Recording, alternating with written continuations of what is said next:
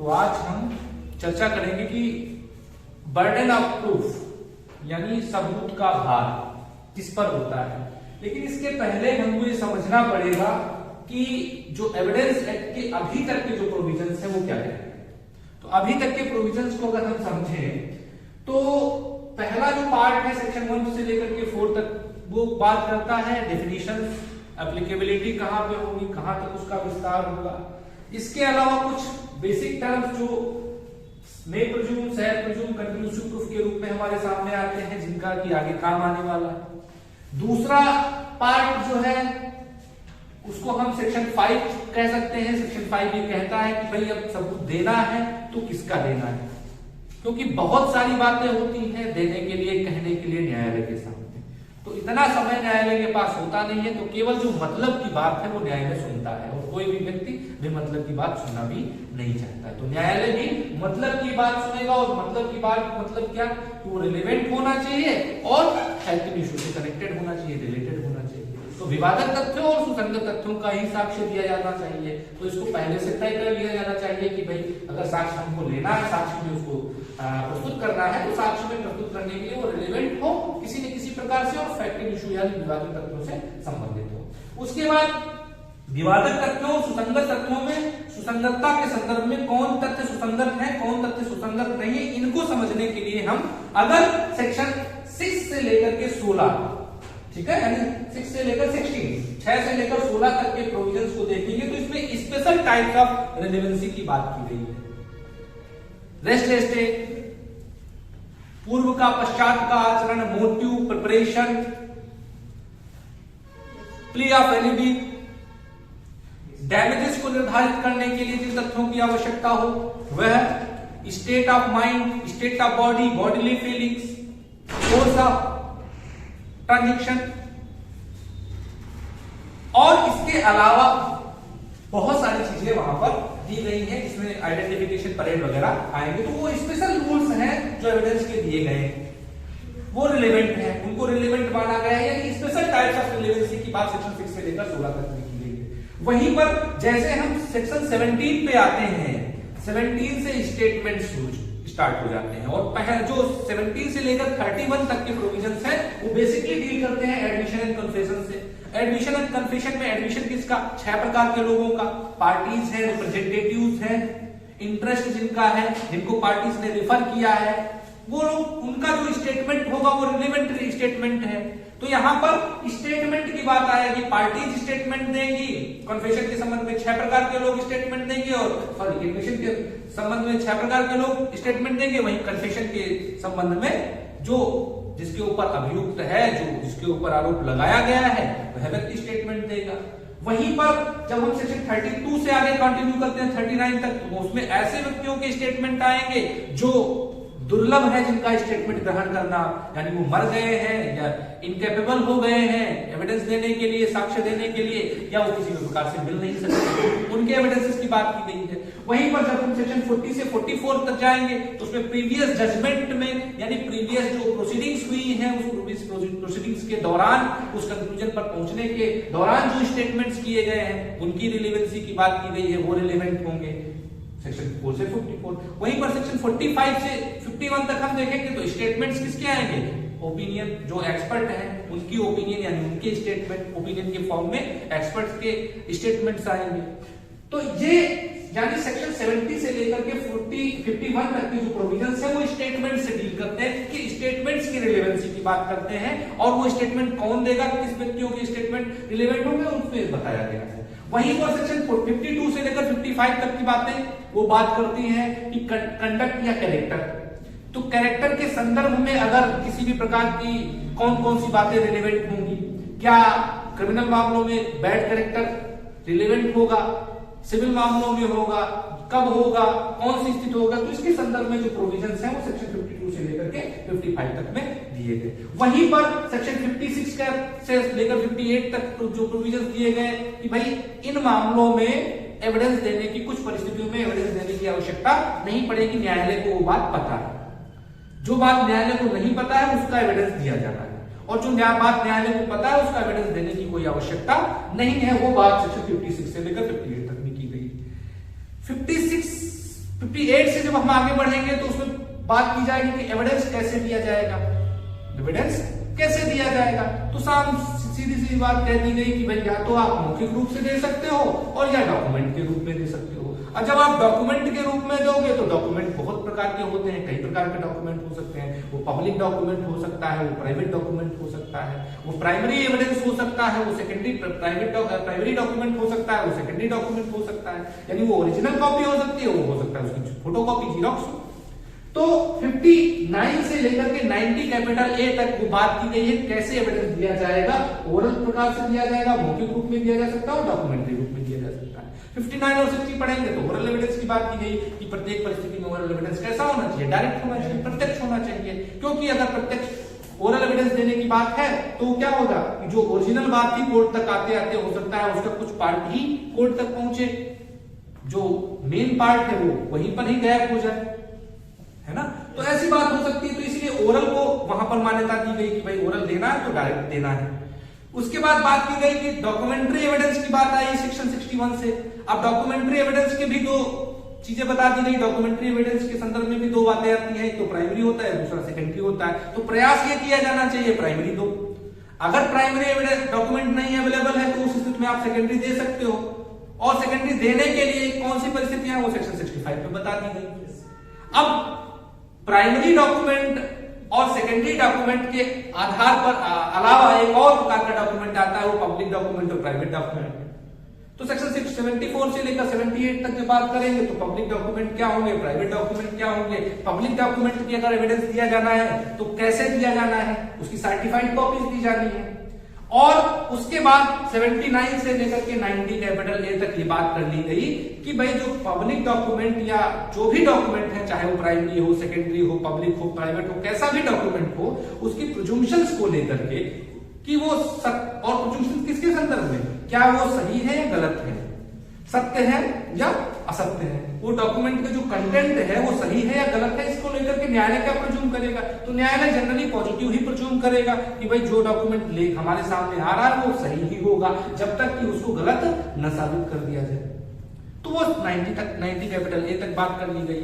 अब वहीं पर 91 से लेकर 100 तक एक और स्पेशल रूलिंग आ गई एविडेंस के संदर्भ में कि भाई न्यायालय क्या करेगा, कागज पे ज्यादा भरोसा करेगा बजाय किसी व्यक्ति के मुंह के शब्दों के।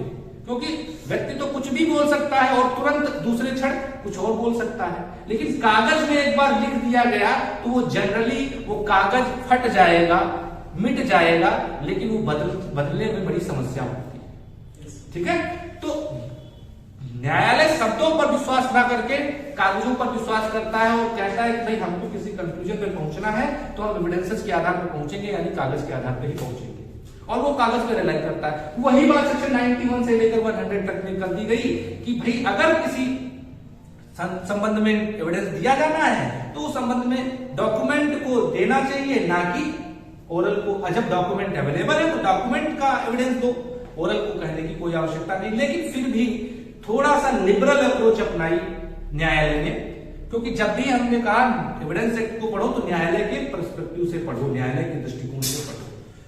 तो न्यायालय ने थोड़ा सा उसके संदर्भ में क्या किया, लिबरल अप्रोच अपनाई। कहा कि अगर कोई संदिग्धता है उस डॉक्यूमेंट में तो उसको दूर करने के लिए हम ओरल एविडेंस को अलाउ कर लेंगे, लेकिन वो ओरल एविडेंस को केवल होगा लेटेंट एम्बिग्यूटीज को लेकर के होगा, यानी अव्यक्त जो संदिग्धता है उसको लेकर के होगा। व्यक्त संदिग्धता यानी पेटेंट एम्बिग्यूटी को दूर करने के लिए हम ओरल एविडेंस को अलाउ नहीं करेंगे। क्यों? क्योंकि वो उसके लिए जब वो apparent on the face of record है, दूर से ही देखने पे पता सकता है कि भाई ये शब्द यहाँ पर प्रयोग नहीं करना चाहिए था, ये यहाँ पे क्वेश्चन मार्क नहीं लगेगा, ये यहाँ पर कॉमा नहीं लगेगा। अब इस प्रकार की चीजें पार्टीज के हाथ में पहले ही थी, पहले ही उसको सही कर सकते थे, लेकिन तब वो अगर सही नहीं कर पाए तो अब न्यायालय उनको मौका भी नहीं देगा। क्योंकि भाई जो भी आप डॉक्यूमेंट प्रिपेयर कर रहे हो बहुत सावधानी से पढ़ना चाहिए, एक एक शब्द का अपना मायने होता है, अपना मतलब होता है, और शब्दों का ही सारा खेल है लॉ में। तो वो कहेगा पेटेंट एम्बिग्यूटी को दूर करने के लिए हम अलाउ नहीं करेंगे ओरल, लेकिन लेटेंट एम्बिग्यूटी मतलब जहां पर एप्लीकेबिलिटी में समस्या आ रही है, उसको लागू करने में समस्या आ रही है, किसी चीज की पहचान करने में, आइडेंटिफाई करने में समस्या आ रही है। भाई एक ही नाम के कई लोग हो गए, उसमें पता चला किसी ए नाम का जिक्र है और ए नाम के बहुत सारे व्यक्ति हैं, तो कौन सा है? अब अगर ये स्पष्ट नहीं है डॉक्यूमेंट का, तो ओरल एविडेंस अलाउ कर दिया जाएगा उसमें। तो एप्लीकेबिलिटी के समय में ओरल एविडेंस अलाउ कर दिया जाएगा। अब सारी चीजें क्लियर हो गई कि भाई क्या एविडेंस दिया जाना है, कैसे दिया जाना है, किसका दिया जाना है, उसके संबंध में रूल्स। तो सेक्शन 1 से लेकर 100 तक बेसिक बात की गई आउट ऑफ द कोर्ट, जो मामला प्रिपेयर करना है, जो तैयार करना है। अब कोर्ट के सामने जाना है, तो कोर्ट के सामने जाना है तो कोर्ट में क्या देना है, एविडेंस देना है। अब सबसे पहला क्वेश्चन आता है कि भाई एविडेंस देगा कौन।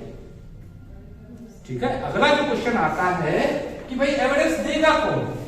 एविडेंस वही देगा जिसके ऊपर बर्डन ऑफ प्रूफ होगा, साबित करने का भार होगा। ठीक है, एविडेंस वही देगा जिसके ऊपर क्या होगा, बर्डन ऑफ प्रूफ होगा। अब बर्डन ऑफ प्रूफ के संदर्भ में हम जब देखेंगे तो सेक्शन 101 से लेकर के 114 कैपिटल ए तक में जो प्रोविजंस हैं, जो धाराएं हैं इंडियन एविडेंस एक्ट की, वो बर्डन ऑफ प्रूफ की बात करते हैं। अब इतनी सारी धाराओं में केवल यही बात बताई गई कौन देगा एविडेंस, ऐसा तो हो ही नहीं सकता। उसमें बहुत सारी कॉम्प्लेक्सिटीज होती हैं, बहुत सारी समस्याएं होती हैं। अब वो समस्याएं क्या हो सकती हैं?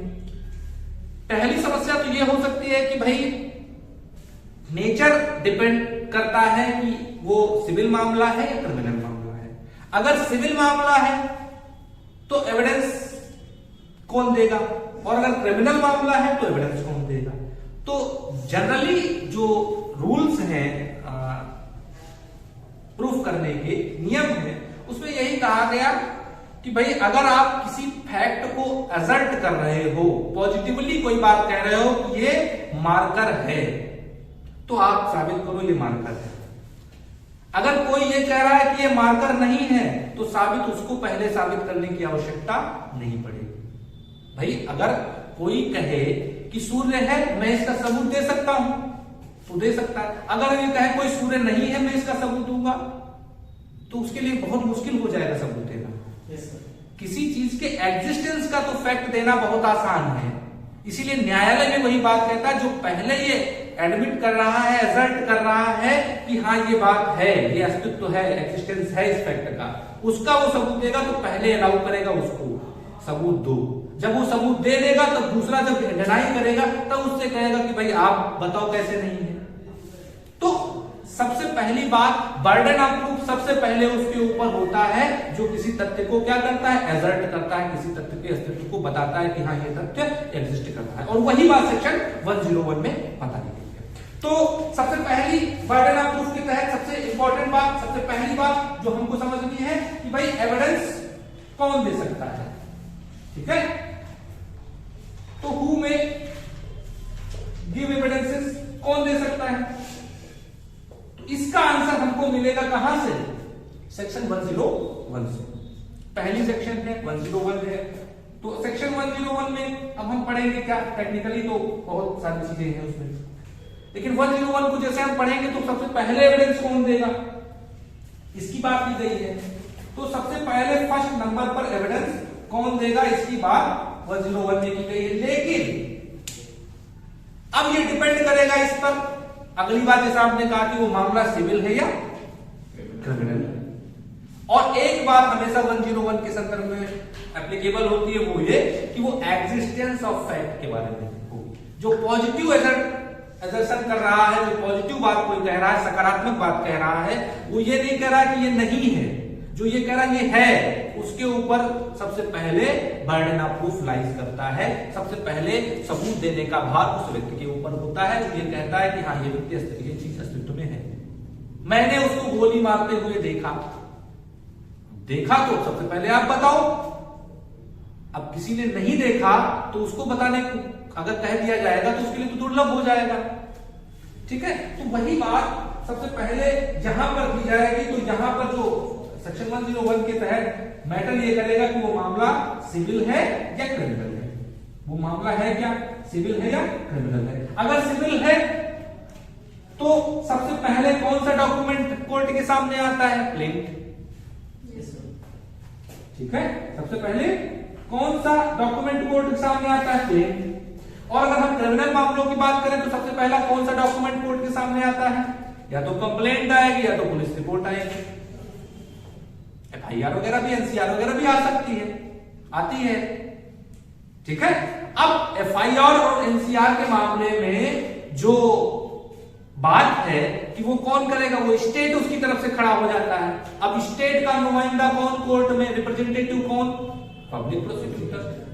तो इसीलिए सबसे पहले जब कंप्लेंट का भी एग्जामिनेशन की बात आती है, ठीक है, उसके बाद जैसे ही ट्रायल शुरू होता है, चाहे वो सेशन ट्रायल हो और चाहे वो वारंट ट्रायल हो, उसमें सबसे पहला जो इंट्रोडक्टरी स्टेटमेंट होता है वो किसके द्वारा किया जाता है, वो पब्लिक प्रोसिक्यूटर हमेशा पीपी करता है। तो क्रिमिनल मामला है तो बर्डन ऑफ प्रूफ किसके ऊपर, पब्लिक प्रोसिक्यूटर के ऊपर, कि वो बताए ये अपराधी है। वो पहले थोड़ी ना डिपेंड, और कोर्ट उसको क्या प्रज्यूम करेगा, कोर्ट तो उसको इनोसेंट ही प्रज्यूम करेगा।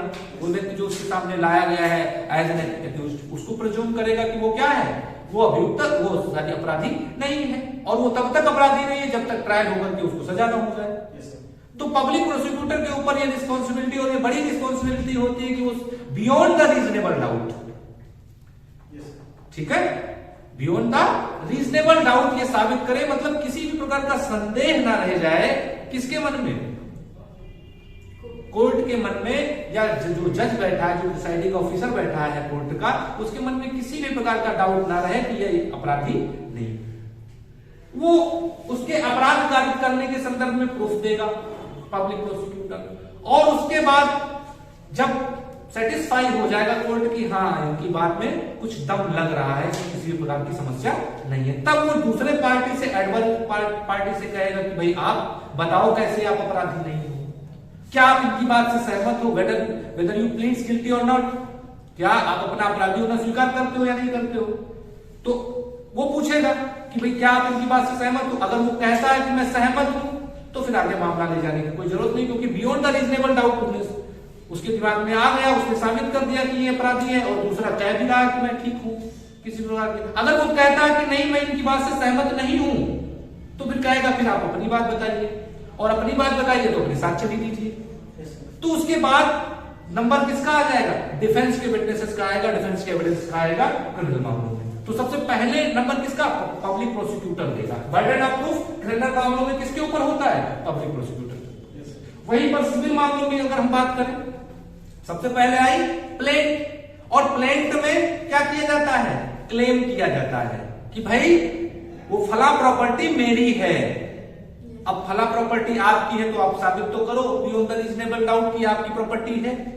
तो जो प्लेंटिफ है क्रिमिनल मामलों की, सिविल मामलों की अगर हम बात करें, जो प्लेंटिफ है, प्लेंटिफ मतलब जो वादी है, जो न्यायालय के समक्ष वाद को लेकर के गया है, उसका पहले सबसे पहले सबूत देने का भार भी सिविल मामलों में उसके ऊपर है कि वो साबित करे कि वो कैसे उस जो क्लेम वो कर रहा है, जो दावा कर रहा है, उसको प्राप्त करने का कैसे वो हकदार है। अगर वो किसी प्रॉपर्टी के ऊपर क्लेम कर रहा है तो वो प्रॉपर्टी का कैसे उसको प्राप्त हो सकती है। एज ए पोजीशन के रूप में क्लेम कर रहा है तो पोजीशन साबित करे। 110 में बताया गया पोजीशन 110 धारा 110 क्या कहती है कि कब्जा प्रथम दृष्टया साक्ष्य है, ओनरशिप का, स्वामित्व का प्रथम दृष्टया साक्ष्य है। तो कब्जे के आधार पे करना चाह रहा है या ओनरशिप के आधार पे करना चाह रहा है, अगर ओनरशिप के आधार पे करना चाह रहा है तो उसके पास डॉक्यूमेंट क्या है, बिल है, वसीयत है या सेल डीड है, किसी प्रकार से, जिस प्रकार से भी उसके पास वो प्रॉपर्टी का स्वामित्व आया है तो वो कागज साबित करे, वो डॉक्यूमेंट दे। और अगर पोजीशन के आधार पे आ रहा है तो पोजीशन भी साबित करे। तो पहली बात कि बर्डन ऑफ प्रूफ सबसे पहले किसके ऊपर लाइज करता है, ये बात करती है सेक्शन 101। और अगर इसकी बेयर लैंग्वेज को हम किनारे रख दें और प्रैक्टिकल लैंग्वेज में समझें तो जो क्रिमिनल मामला है तो उसमें पब्लिक प्रोसिक्यूटर के ऊपर, और सिविल मामला है तो प्लेंट जो प्रस्तुत कर रहा है तो प्लेंटिफ के ऊपर होगा।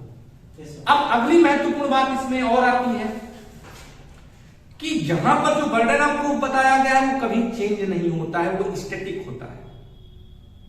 ठीक है, 101 में जो बर्डन ऑफ प्रूफ होता है वो कभी चेंज नहीं होता है। अगर कोई भी केस ऐसा नहीं हो सकता जिसमें सबसे पहले बर्डन ऑफ प्रूफ डिफेंस के ऊपर आ जाए।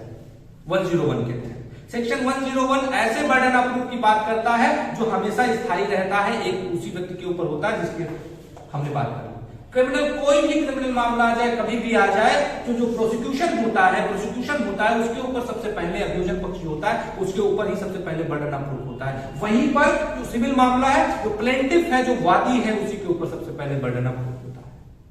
Yes sir. अब अगर इसने बर्डन ऑफ प्रूफ, इसने जो है अपने एग्जिस्टेंस होने का प्रूफ दे दिया, और ये प्रूफ जो है वो हमेशा एग्जिस्टेंस का दिया जाएगा, पॉजिटिविटी का दिया जाएगा, कि सकारात्मकता का दिया जाएगा, जो सकारात्मक पक्ष को उठा रहा होगा उसको देना पड़ेगा।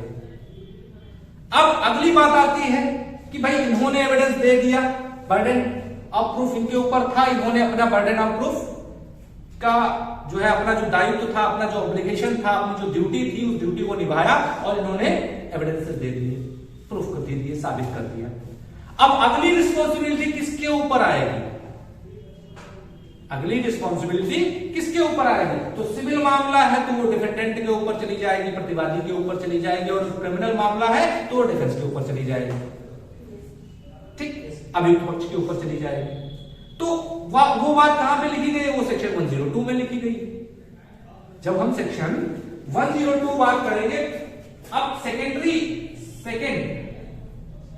एविडेंस देने की बात किसके ऊपर आएगी? तो सेकेंडरी एविडेंस देने की बात जो है वो कहां पे की गई है? सेक्शन 102 में की गई है, धारा 102 में की गई है,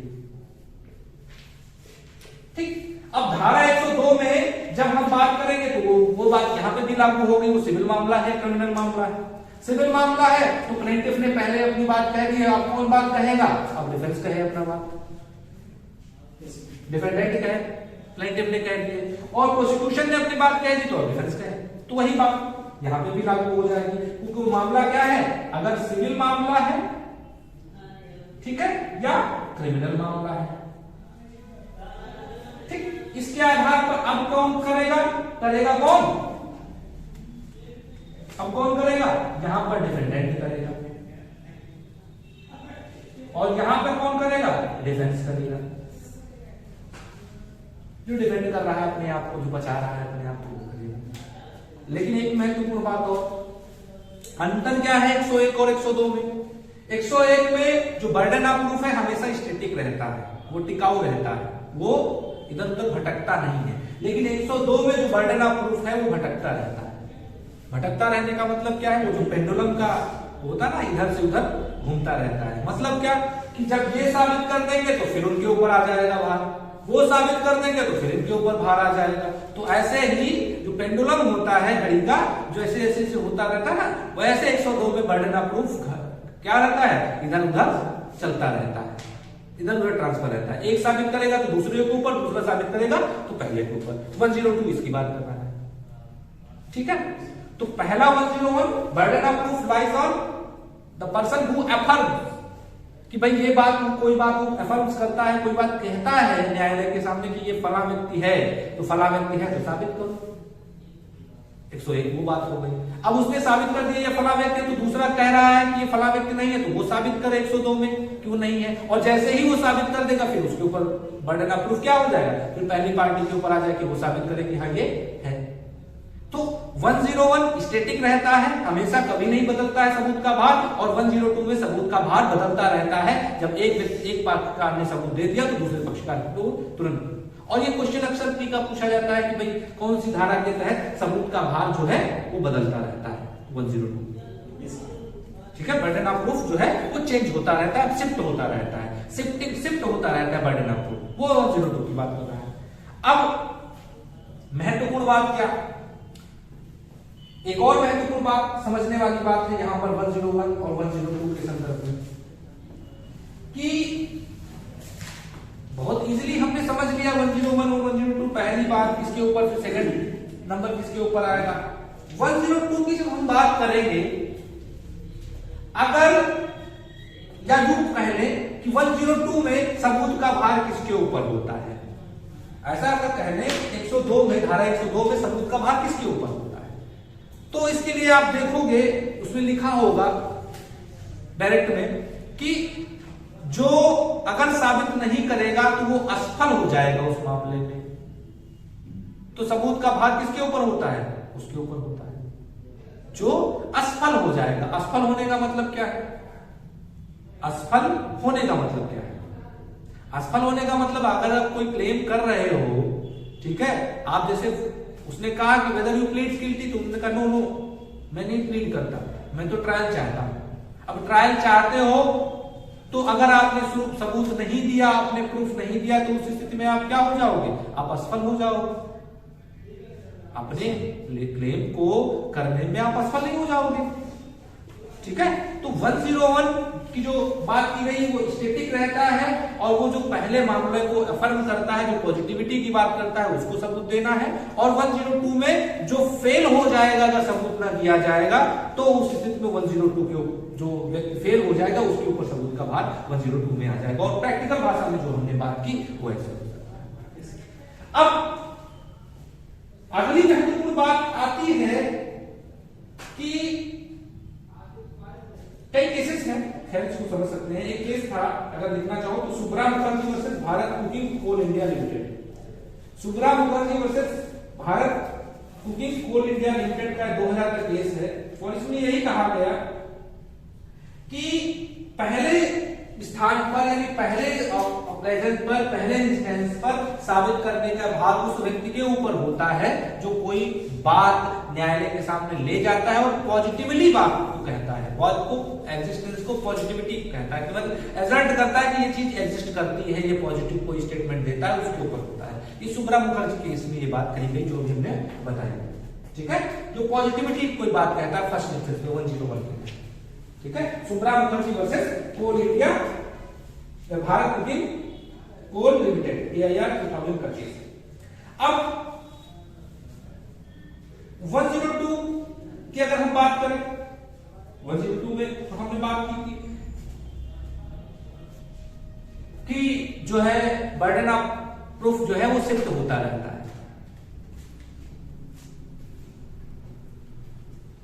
एक और बात हम कह सकते हैं, एक और तरीका है जो अक्सर आपको हो सकता है वो टर्म मिल जाए बैरेट में टर्म मिलेगा वो, और वो बैरेट में टर्म मिलेगा तो आपको बड़ा कंफ्यूजन हो जाएगा कि भाई इसका मतलब क्या है। सेक्शन 101 की जो बर्डन है प्रूफ करने का, वो एक प्रकार से प्लीडिंग है, और जो प्लीडिंग के सब्सटेंटिव रूल्स हैं या जो लॉ है उस पर बेस्ड है, ठीक है। विधि या जो प्लीडिंग्स के रूल है, ठीक है, प्लीडिंग्स को क्या कहते हैं, अभिवचन, है ना, अभिवचन पर बेस्ड है, अभिवचन या विधि पर आधारित है। वहीं पर जो सेक्शन 102 के तहत साबित करने का भार है वो अभिवचन और लॉ पे विधि पर आधारित नहीं है, वो सर्कमस्टेंसेस फैक्ट और सर्कमस्टेंसेस पर आधारित है, वो सत्यों पर आधारित है, वो उस मामले की परिस्थितियों पर आधारित है। अब परिस्थितियों की अगर हम बात करें तो परिस्थितियों का मतलब क्या कि उसके संदर्भ में लॉ नहीं कहता है, और लॉ कोई सर्किट कह नहीं सकता है, तो लॉ तो यही कहेगा प्लेट में आप कुछ कह रहे हो तो उसको साबित करो। प्रोसिक्यूशन अगर कुछ कह रहा है तो वो अब जैसे ही पढ़ोगे सेशन ट्रायल तो सबसे पहला स्टेटमेंट किसका शुरू होता है, पीपी का ही शुरू होता है, तो वो लॉ कह रहा है, या वो प्लीडिंग से निकल के बात आ रही है 101 वाली, या वो लॉ से निकल के आ रही है प्लीडिंग्स के नियम से, यानी सब्सटेंटिव लॉ से निकल के आ रही है उसको कह ले, ठीक है, मतलब सब्सटेंटिव फॉर्म में आ रही है।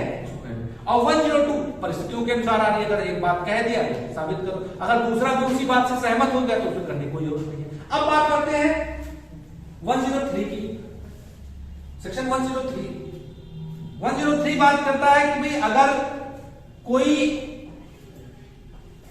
कोई फैक्ट है और किसी व्यक्ति के उस फैक्ट को लेकर के उस पार्टिकुलर फैक्ट उसके नॉलेज में है, तो उस पार्टिकुलर फैक्ट को साबित करने का भार उसी के ऊपर है।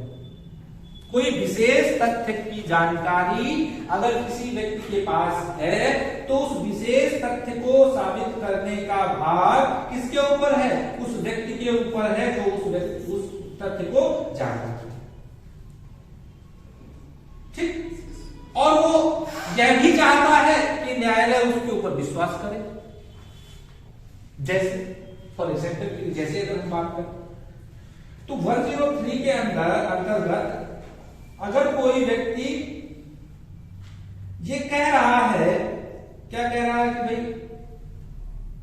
कोई वसीयत जो है वो असली है, यानी वो वसीयत किसी व्यक्ति ने लिखी थी, उस व्यक्ति की वो असली वसीयत है, तो वो उसको साबित करे 103 के तहत। अब लेकिन एक बात और इंपॉर्टेंट आ जाती है, क्या कि 101 में भी तो वही बात आ रही है कि जो कह रहा है उसी को साबित करने की बात है, और 103 में भी जो जिसकी जानकारी में है, जो कह रहा है कि हाँ ये बात है, उसी के ऊपर साबित करने की बात है। तो 101 और 103 में फिर दो बातें, दो प्रोविजन के हो गए, एक ही प्रोविजन में होना चाहिए था। फर्स्ट बोला है जो भी टेक अप करता है उसमें किसी पर्टिकुलर चीज के लिए, पर्टिकुलर पर्सन के लिए, हाँ ये बेसिक डिफरेंस है उसमें। वो बेसिक डिफरेंस क्या है कि जो 101 के तहत जो तथ्य का जो सब बर्डन ऑफ प्रूफ होता है, तथ्य को साबित करने का जो बर्डन ऑफ प्रूफ होता है, वो ऑल फैक्ट्स के लिए होता है, सारे तथ्यों को साबित करने का। जो वो क्लेम करेगा, जो तथ्य वो अपने प्लेंट में लिखेगा कि 5 पॉइंट हो सकते हैं, 6 पॉइंट हो सकते हैं, जितनी भी बातों को लिखेगा वो सारे तथ्यों को साबित करने का भार होगा उसके ऊपर 101 के तहत। लेकिन 103 में केवल और केवल पार्टिकुलर फैक्ट को ही साबित करने का भार उसके ऊपर है, सारे तथ्यों को साबित करने का भार नहीं है। इसको ऐसे समझ सकते हैं कि प्लेंट में मान लो एक व्यक्ति ने कहा कि ए बी का पुत्र है, दूसरा स्टेटमेंट दिया कि ए जो है फला जगह पे रहता है, फिर तीसरी बात ए ने मेरी जमीन को कब्जा कर लिया है, ठीक है, चौथी बात ए का उस पर कोई अधिकार नहीं है। अब ये 4 पॉइंट दिए, चारों पॉइंटों को साबित करेगा। लेकिन 103 में अगर वो कह रहा है कि वो व्यक्ति वहां नहीं रहता है, तो केवल उसी फैक्ट को उसको 103 के तहत साबित करने की आवश्यकता पड़ेगी। क्लियर हो गया 101 और 103 में अंतर क्या है? 101 में ऑल फैक्ट्स, सारे तथ्यों को साबित करने की आवश्यकता है, जो भी वो प्लेंट में लिखेगा, जो भी प्लीडिंग्स और लॉ से कह रही है, उससे अपेक्षा कर रही है कि वो करेगा। और जब वहीं पर 103 में केवल और केवल उस पार्टिकुलर उस विशेष फैक्ट को, उस तथ्य को जो उसके नॉलेज में है, जिसको वो क्या कर रहा है, उसको उसके लिए क्लेम कर रहा है, उसको साबित करने की आवश्यकता 103। ठीक, एक केस था त्रियो वर्सेस देवराज का, त्रियो वर्सेस देवराज, AIR 1993 का, जम्मू और कश्मीर का केस था। तो इसमें जो है लिमिटेशन पीरियड की प्ली ली थी किसने? लिमिटेशन पीरियड की जो प्ली थी वो डिफेंडेंट ने ली, प्रतिवादी ने ली कि भाई ये जो प्लेंट है, ये जो प्लेंट है, ये जो प्लेंट दाखिल की गई है, ये लिमिटेशन पीरियड के बाद दाखिल की गई है और इसकी जानकारी लिखी है लिमिटेशन पीरियड से बाहर हो गया है, इसकी जानकारी प्लेंटिफ को थी, ऐसा डिफेंडेंट क्लेम करता है कोर्ट के सामने। तो अब वो पार्टिकुलर फैक्ट की, इस लिमिटेशन पीरियड की जानकारी डिफेंडेंट कह रहा है कि प्लेंटिफ को थी। तो अगर प्लेंटिफ को ऐसी जानकारी थी तो साबित करने का, उस पार्टिकुलर फैक्ट को साबित करने का भार किसके ऊपर है? डिफेंडेंट के ऊपर है। और किसके अंतर्गत है? 101 के अंतर्गत नहीं है, 103 के अंतर्गत, कि उस पार्टिकुलर फैक्ट को कि लिमिटेशन पीरियड से बाहर हो गया है, फिर भी ये प्लेंट फाइल कर रहा है, इसको साबित करने का भार उस डिफेंडेंट पर हो जाएगा। ये बात इस केस में कही गई थी। केस का नाम क्या था? त्रियो वर्सेस देवराज, AIR 1993। त्रियो TR लिखे दे रहे हैं। केस का नाम क्या था? त्रियो वर्सेस देवराज, जम्मू कश्मीर राज्य का केस है, ठीक है, जम्मू कश्मीर उच्च न्यायालय। इसमें यह बात कही गई,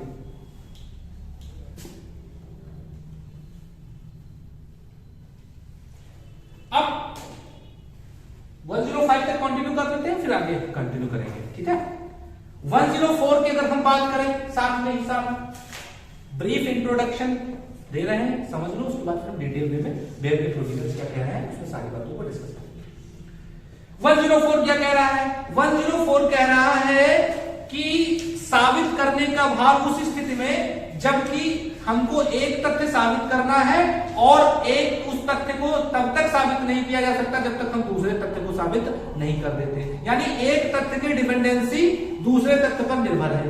मतलब क्या कि अगर हमको ये बताना है, ठीक है, अगर हमको ये बताना है कि ये मृत्युकालिक कथन सही है, अगर हमको ये बताना है, ये बताना है कि ये कोई तथ्य मृत्युकालिक कथन की कैटेगरी में आएगा, तो हमको उसके पहले ये बताना पड़ेगा कि वो क्या है, उसकी मृत्यु हो चुकी है, ये साबित करना पड़ेगा। तो अगर एक तथ्य को हमको बताना है तो हमको उस पहले वाले तथ्य को साबित किए बिना हम दूसरे वाले फैक्ट को नहीं बता सकते। जैसे फॉर एग्जांपल के लिए ए के ऊपर ये अभियोग लगा कि उसने फला तारीख को 15 तारीख को एक व्यक्ति की हत्या मुंबई में कर दी है।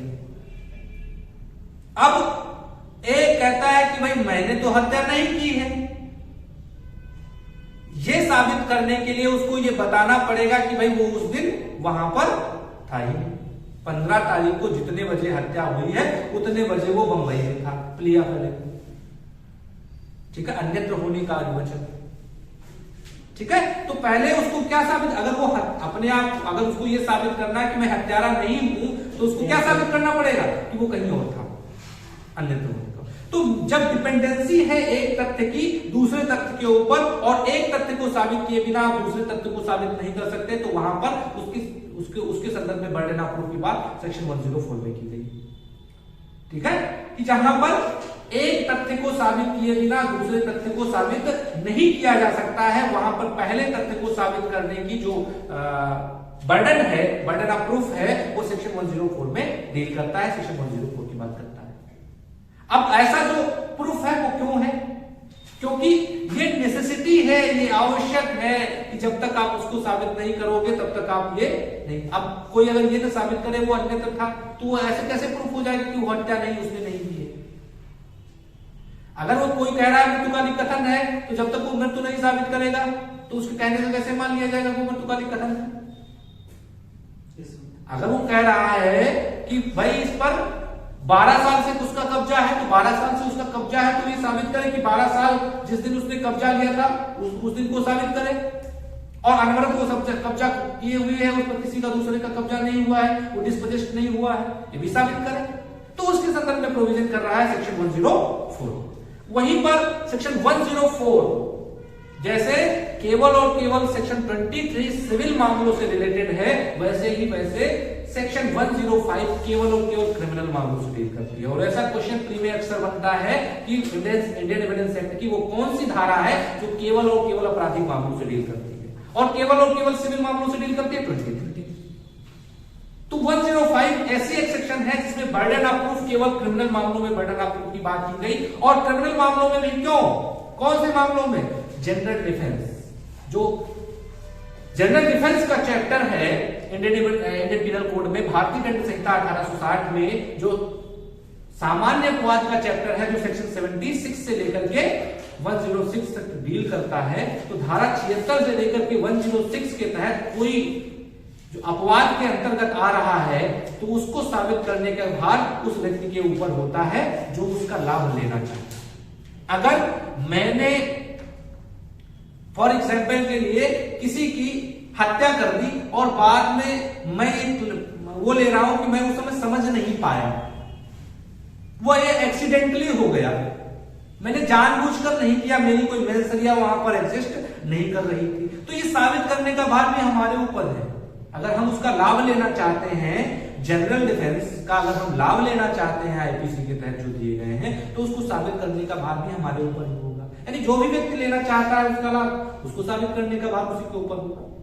जैसे एक मूवी आई थी रुस्तम, एक बहुत लीडिंग केस था, उस पर बेस्ड है के.एम. नानावती, नाम सुना है? KM. Nanavati versus state of Maharashtra. कब का केस था वो? 1962 का। तो KM. Nanavati versus state of Maharashtra के केस में वो एयरफोर्स का होता है, नेवी का ऑफिसर होता है, नेवी का होता है, नेवी का होता है। अब उसकी पत्नी का किसी से अफेयर होता है, अब उसको पता चलता है तो वो जाकर के उसको 3 मारता है, 4 मारता है, जितनी मारता हो, लेकिन वो मार डालता है। और उसके बाद वो प्ली लेता है कि ग्रेव एंड सडन प्रोवोकेशन, गंभीर और अचानक प्रकोपन मिला कि वो उसको बर्दाश्त नहीं कर पाया और उसने मार दिया। यानी उसको मारने के पीछे उसकी कोई मेंस रिया, क्योंकि जब तब तक कोई अपराध कमिट नहीं होता है जब तक वहां पर मेंस रिया एग्जिस्ट ना कर रही। एक्टस नॉन बेसिक रिया इसी मेंस रिया, कोई कार्य तब तक अपराध नहीं है जब तक वहां पर मेंस रिया उपलब्ध ना हो। ठीक है, तो मार दिया, अब उसमें क्लेम लिया मान लो वो क्रेव एंड सडन प्रोवोकेशन का, क्रेव एंड सडन प्रोवोकेशन तो वो आपराधिक वध की कैटेगरी में, आपराधिक वध जो हत्या नहीं है उसको करने के लिए 5 एक्सेप्शंस दिए गए हैं सेक्शन 300 में, वो तो वहां पे आ जाएगा। लेकिन अगर वो कहे कि एक्सीडेंटली मैंने मार दिया, हम लोग आपस में क्या करने लगे, हमारा मारने का उद्देश्य नहीं था, लेकिन जब आपस में वो संघर्ष हुआ तो संघर्ष में उसको गोली लग गई, मर गया।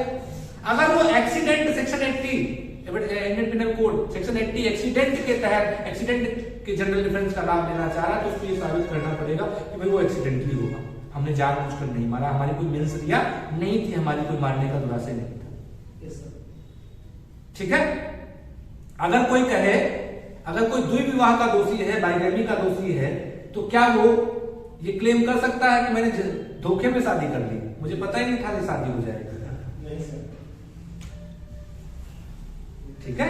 तो बाइगैमी ऐसा वो है जैसे ही कार्य होगा उसमें मेंस रिया साबित करने की आवश्यकता नहीं पड़ती, उसमें मेंस रिया इनहेरिट होती है, इनहेरेंट होती है, अंतर्निहित होती है, उसी में शामिल होती है। ठीक है। तो उसको साबित कर, उसमें आप किसी भी प्रकार का नहीं डिफेंस ले सकते हो। बाकी और मामलों में अगर डिफेंस लेना है तो जनरल डिफेंस को आपको साबित करने का भार भी आपके ऊपर है। ये बात कौन कह रहा है? ये सेक्शन 105 इंडियन एविडेंस एक्ट कह रहे हैं। तो ये 101 से लेकर के 105 तक एक ओवरव्यू था। अब आगे अगले जो है उसमें डिस्कस करेंगे।